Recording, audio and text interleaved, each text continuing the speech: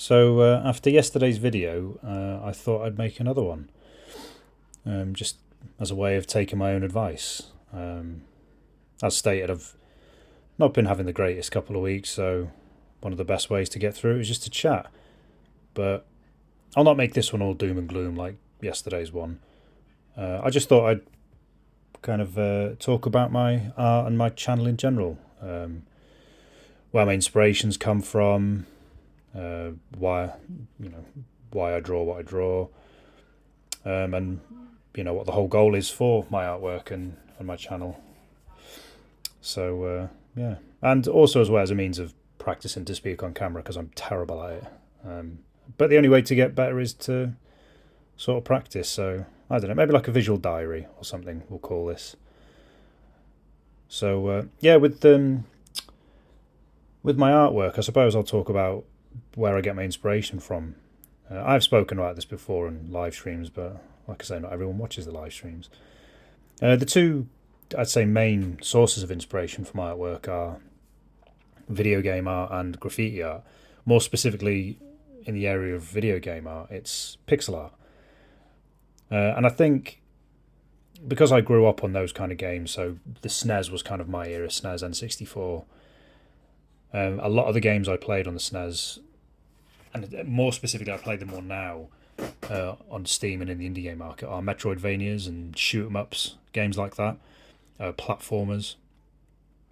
And I think one of the reasons I really like them is I'm a big sci-fi and action fan. When it comes to movies, they're my favourite sort of genre, and to kind of have them or that kind of genre encapsulated in video game form sort of really appealed to me. And I think the reason the art style speaks to me is it's the ability for the artist to get such an immense amount of detail and atmosphere out of basically just a limited limited amount of resources. So the screen isn't the biggest. A pixel is you're basically using Lego blocks, a limited amount of Lego blocks. You've got a limited palette, and to be able to create the detail and the atmosphere and the vastness of like the structures, the worlds, really immersive sort of alien looking worlds out of such a small amount of information is really impressive. And I'm somebody who really struggles to kind of focus and concentrate. I'm an awful perfectionist. I was told that at college once. Not an awful perfectionist, but just a perfectionist, where I'll have like an image in my head, like a super detailed, massive image of, I don't know, like a scene or a structure or a character or whatever, and I'll try and sprint towards that sort of the end goal or the finished piece like as quick as I can. But obviously, I can never get there because I've not kind of done any sketches, any roughs, planning out any ideas beforehand. There's no foundation for me to build off, so I end up getting frustrated and never really finishing it. And pixel art kind of forces you to kind of focus with the limited sort of tools available, and it kind of ties in neatly to why I really like using dot grid paper. Like a blank sheet of paper can seem really intimidating, but dot grid paper just helps me focus just that little bit to build from. So just the simple act of joining one dot to another dot to make a line, and then maybe using that dot to join the next dot to make like a right angle, then turning that into a square, then next to it you draw a bigger square, then you can overlap another shape and maybe do some dots for the detail, and before you know it you've got what could perceivably be just an interesting looking structure that you might find in a dystopian city or a utopian space station or whatever, which is where sort of my mind is when I think about these drawings. I do find it interesting that some people say that when they've seen my drawings it can look like floor plans or circuitry or things like that, which is it's really good feedback because it makes me think about looking at my drawings differently, as that's not what I see because that's not my intent. And it's a good way of kind of analysing my drawings and maybe refining them a bit more, as I deliberately want them to look like structures or space stations or whatever. So it's a good bit of feedback. So yeah, that's I'd say the first kind of chunk of inspiration. The second chunk would be graffiti art. I think graffiti art came onto my radar in what, year 11 when I was at school, around about then. So I would have been 15.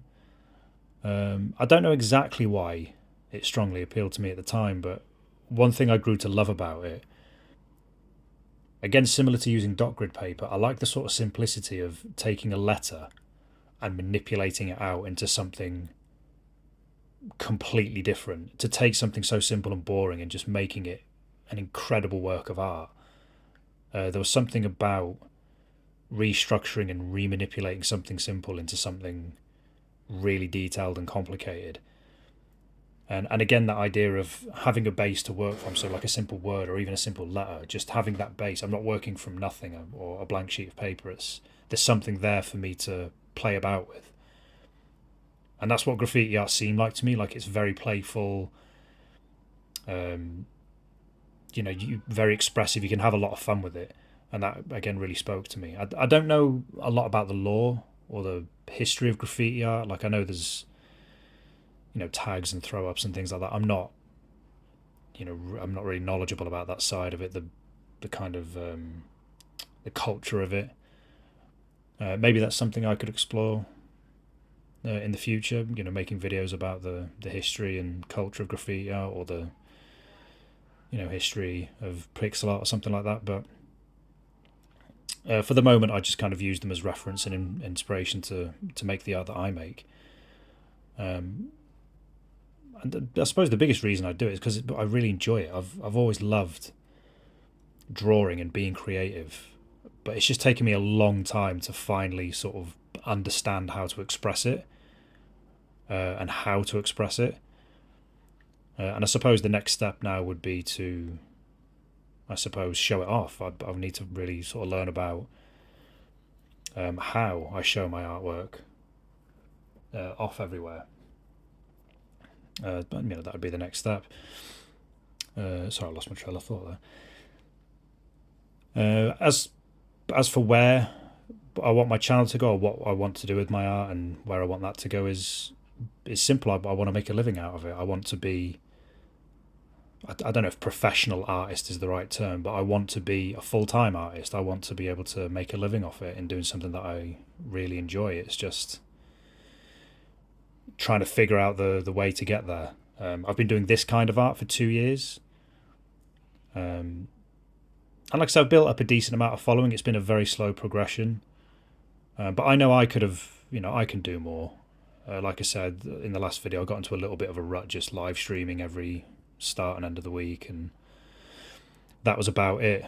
But I think maybe just sort of scaling it back, and like these 2 drawings I've done today and yesterday, I've just kind of helped me focus a bit more. Like, I've had all these ideas, like, I'd love to make t-shirts, or I'd love to do collages or 3D, or I'd love to do this and that, and I get really excited about a load of ideas and can't focus on any of them. I've said that before. It's a sort of common frustration, but I think if I can just maybe do one of these every day or every few days, and just kind of have a little talk over it. Like I said, I think it just helps with me personally, with my mental state, and just helps me focus a little bit, and maybe I can expand on these drawings and things like that. But yeah, they're just my thoughts for today. Hopefully this starts to reach more people. I think if I'm more consistent in making videos like this, hopefully more people will have a look and have a little share, a little follow. Maybe be interested in some of my work. Like I said, I've got a shop. I don't really advertise it. I should probably do more with that, but baby steps. I'll try and do more of these, but for anyone who does join, who does watch this, thanks for stopping by. Hopefully see you again in the future. Thanks for watching, thanks for listening, and I'll catch you next time.